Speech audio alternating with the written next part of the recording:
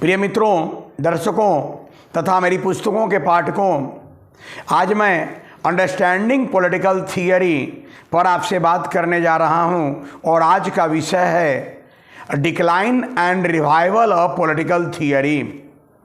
यह understanding political theory में unit 1 का लास्ट टॉपिक है। मित्रों, राजनीति विज्ञान के अंतर्गत राजनीतिक सिद्धांत का अध्ययन महत्वपूर्ण है और राजनीतिक सिद्धांत की पतन की चर्चा 1951 में प्रारंभ हो गई। वस्तुतः व्यवहारवाद के जनक डेविड ईस्टन के द्वारा एक जर्नल ऑफ पॉलिटिक्स में आर्टिकल पब्लिश की गई वर्ष 1951 में, जिसका नाम था, रिसर्च आर्टिकल का नाम था decline of modern political theory. 1953 में कवन के द्वारा पॉलिटिकल साइंस क्वार्टरली नाम के रिसर्च जर्नल में भी एक रिसर्च आर्टिकल पब्लिश की गई जिसका नाम था डिक्लाइन ऑफ पॉलिटिकल थियरी। यह डेविड ईस्टन तथा कवन के द्वारा जो पॉलिटिकल थियरी के डिक्लाइन की बात की गई, इसी से राजनीतिक सिद्धांत के पतन की चर्चा तेज हो गई और इस पर विचार किया जाने लगा कि क्या वास्तव में राजनीतिक सिद्धांत का पतन हो रहा है। तो निश्चित रूप में सेकेंड वर्ल्ड वॉर की समाप्ति के बाद जो व्यवहारवाद आया, उस व्यवहारवाद के प्रभाव में राजनीति विज्ञान की प्रकृति और क्षेत्र में व्यापक परिवर्तन हुआ और एक नकारात्मक परिणाम या प्रभाव यह दिखा कि राजनीतिक सिद्धांत का पतन होने लगा। राजनीतिक सिद्धांत के पतन के यदि कारकों या परिस्थितियों की विवेचना करें तो सबसे पहले यह कहा जाएगा कि राजनीतिक सिद्धांत के पतन का पहला कारण मूल्य सापेक्षवाद, जिसे डेविड ईस्टन नैतिक सापेक्षतावाद कहते हैं, उसे माना जाएगा। वास्तव में पश्चिमी यूरोप और उत्तरी अमेरिका के विद्वानों द्वारा राजनीतिक व्यवस्था या शासकीय प्रतिमान के संदर्भ में जो विचार दिया गया, उन्हीं विचारों को सार्वभौमिक मान लिया गया तथा उसी परिप्रेक्ष्य में राजनीति विज्ञान तथा राजनीतिक सिद्धांत का अध्ययन प्रारंभ हुआ। इसे नए मूल्य सापेक्षतावाद या नैतिक सापेक्षतावाद कहते हैं और कहना नहीं होगा कि यह वैल्यू रिलेटिविज्म या मोरल रिलेटिविज्म राजनीतिक सिद्धांत के पतन के पहला उत्तरदायी कारण है। दूसरा उत्तरदायी कारण यह बताया जाता है कि 20वीं शताब्दी में और 20वीं शताब्दी के मध्य में समाज में जबरदस्त उथल पुथल रहा है और इस उथल पुथल में अधिकाधिक राजनीतिक सिद्धांतों का प्रतिपादन होना चाहिए, लेकिन इसके बाद भी नवीन राजनीतिक सिद्धांत प्रतिपादित नहीं हुए हैं। इससे स्पष्ट होता है कि राजनीतिक सिद्धांत का पतन हो रहा है। तीसरा कारण यह बताया जाता है कि कार्ल मार्क्स और जॉन स्टुअर्ट मिल के बाद वैसा कोई विचारक नहीं हुआ जो महत्वपूर्ण राजनीतिक सिद्धांतों को प्रतिपादित किया है। यानी जॉन स्टुअर्ट मिल और कार्ल मार्क्स के बाद हम कहेंगे कि राजनीतिक चिंतन की धारा लगभग कमज़ोर या समाप्त हो गई है।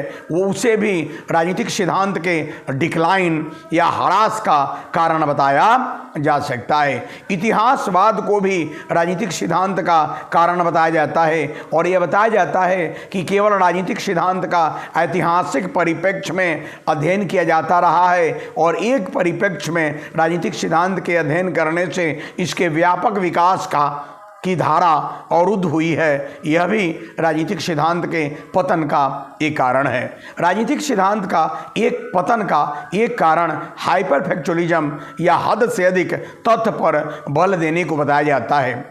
ऐसा कहा जाता है कि आवश्यकता से अधिक जब राजनीतिक सिद्धांत या राजनीति विज्ञान के अंतर्गत तथ्य पर बल दिया गया तो राजनीति विज्ञान या राजनीतिक सिद्धांत निर्जीव होने लगा तथा उसकी सार या महत्व प्रासंगिकता में कमी आई। स्पष्ट है कि हद से ज़्यादा तथ्य पर बल देना, जिसे हाइपर फैक्चुअलिज्म कहते हैं, यह भी राजनीतिक सिद्धांत के पतन का उत्तरदायी कारण है। स्पष्ट है कि राजनीतिक सिद्धांत की पतन की बात करने वाले विचारकों ने एक नहीं अनेक कारण बताए हैं और उन कारणों के परिप्रेक्ष्य में इस बात को प्रमाणित करने का प्रयास किया है कि राजनीतिक सिद्धांत पतन हो रहा है या वह ह्रास की ओर अग्रसर है। मैंने संक्षिप्त में उस बात को बताया। हमने आपको बताया कि नैतिक सापेक्षतावाद राजनीतिक सिद्धांत के पतन का उत्तरदायी कारण है। दूसरा हमने बताया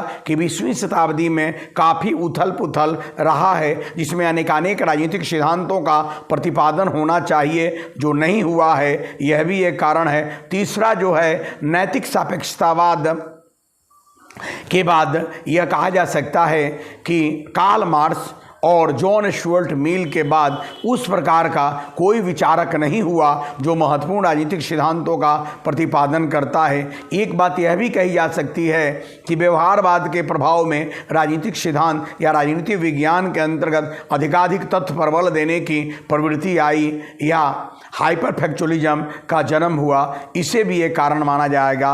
और ऐतिहासिक परिप्रेक्ष्य में ही केवल राजनीतिक सिद्धांत का राजनीतिक विज्ञान का अध्ययन करने के सिलसिला से भी नवीन सिद्धांतों के प्रतिपादन अवरुद्ध हुआ है। यह सब राजनीतिक सिद्धांत के पतन के उत्तरदायी कारण है।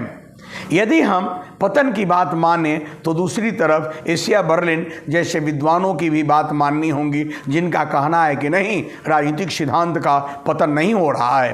वस्तुतः जो विचारक यह कहते हैं कि राजनीतिक सिद्धांत का पतन हो रहा है, वे राजनीतिक दर्शन तथा राजनीतिक सिद्धांत को एक समझने की भूल करते हैं। वास्तव में दर्शन का बाद वाला भाग राजनीतिक सिद्धांत है। दर्शन के प्रतिपादन में कमी आई है, राजनीतिक सिद्धांत के प्रतिपादन में कमी नहीं आई है। इसलिए सिद्धांत की अंत की बात करना या सिद्धांत के ह्रास की बात करना, पतन की बात करना उचित नहीं है। यह बातें और अन्य रूप में देखने को मिली है।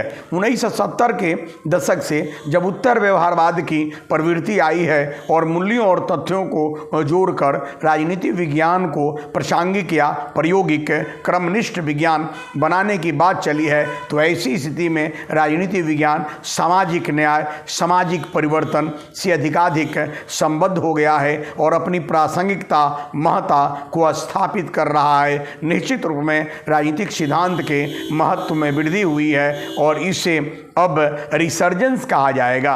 इतना ही नहीं, जो बौद्धिक जन व्यवहारवादी मान्यताओं से प्रभावित होकर अध्ययन करते थे, अब उनके द्वारा उससे आगे बढ़कर समाज में महत्वपूर्ण भूमिका निभाई जा रही है। बौद्धिक जनों की भूमिका समाज में महत्वपूर्ण हो गई है और राजनीतिक सिद्धांत पहले की तुलना में अब अधिकाधिक महत्व को प्राप्त कर रहा है।